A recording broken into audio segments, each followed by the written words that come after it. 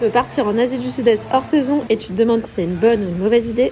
Moi, c'est mouillé pour mouiller. Voici ce que tu dois absolument savoir avant de te lancer. Entre juillet et octobre, ne te fie jamais à la météo car elle indique qu'il pleut tous les jours. C'est un peu vrai, mais il y a une énorme différence entre une petite pluie passagère et un grand soleil et un typhon qui transforme les rues en piscine en moins d'une heure. Surtout ne panique pas, regarde bien le niveau de pluviométrie et les cartes de typhon un peu en avance. Je t'avoue que c'est totalement imprévisible et si tu n'as que quelques jours de vacances, je te déconseille de prendre le risque. Mais si tu as du temps, alors là, ça devient une vraie opportunité. Car partir hors saison, c'est se retrouver tout seul dans des lieux incroyables et des sites parfois classés au patrimoine mondial. Ça a été souvent le cas pour moi en Thaïlande ou encore au Cambodge dans les temples d'Angkor Wat. Aussi, tu auras les hôtels pour toi tout seul à prix défiant toute concurrence. À toi, la ville de Gatsby le magnifique. Prévoir un itinéraire, c'est bien, mais ne pas s'y attacher, c'est encore mieux. Tu vas développer de vraies compétences en devenant un expert en plan B et en lâcher prise. Attention, ça peut être déroutant si t'as l'habitude de tout programmer. Alors oui, il faut être souple et un peu chanceux sur la météo.